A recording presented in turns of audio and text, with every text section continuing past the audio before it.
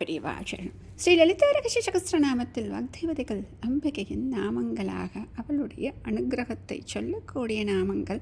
அவள் நமக்கு எப்படியெல்லாம் அனுகிரகம் செய்கிறாள். அவளுடைய அனுகிரகம் என்பது பொன்னை தருவதோ பொருளை தருவதோ கிடையாது. அதை அனைத்தையும் மீறி ஞானத்தை தரக்கூடியது.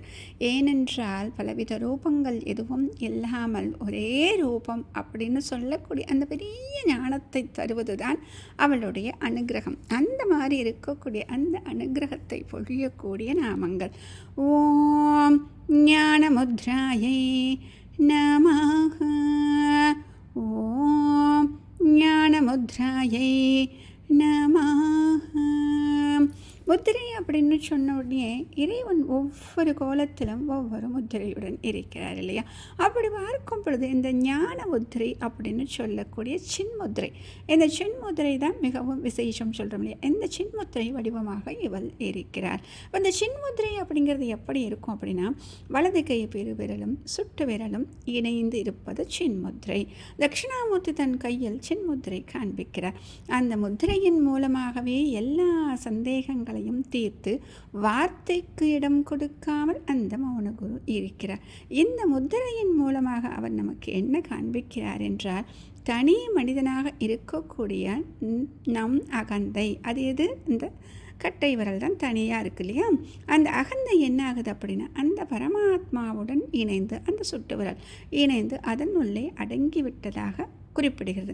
அப்போ இதற்கும் அதற்கும் வேறுபாடு இல்லாமல் ஒன்றாகவே ஆகிவிட்டதற்கான தத்துவத்தை காட்டும் அடையாளம். அப்போ ஈஸ்வரனும் ஜீவனும் இணைந்ததாகவும் இதில் நடுவில் இருக்கக்கூடிய எல்லா பேதங்களும் காணாமல் போய்விடுகிறது. அதனால தான் தத்துவம் அசி, நீயே அதுவாக இருப்பதை அறிந்து கொள் அப்படின்னு சொல்கிறது. அப்படி நீ அறிந்து கொண்ட நிலைதான் இந்த வலதுகை கட்டை விரலும் சுண்டு விரலும் சேர்ந்து இருக்கக்கூடிய முத்திரை. அந்த முத்திரையை தன் வடிவமாக கொண்டவள்.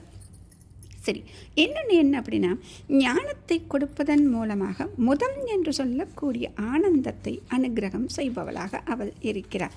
தன்னுடைய பக்தனுக்கு அறிவு என்று சொல்லக்கூடிய ஞானத்தை கொடுத்து அந்த ஞானத்தின் மூலமாக ஆனந்தத்தை அறிந்து கொள்ள உதவுகிறாள் அப்படின்னு சொல்கிறாங்க. அப்படி அறிந்து கொள்ள உதவுகிறாள் இல்லையா? அந்த அனுகிரகம் செய்வது தான் அப்படி உதவுறதுன்னு நம்ம சொல்கிறோம்.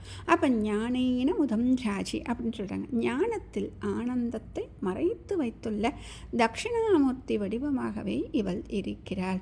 இப்போ இந்த தட்சிணாமூர்த்தி வடிவம் அப்படின்னு சொன்னோம். இந்த ஆனந்தம் அப்படின்னு சொன்னோடனே நடராஜ பெருமான், அந்த நடராஜ பெருமான் என்றும் நாம் அர்த்தம் கொள்ளலாம். மகா பெரியவா சரணம்.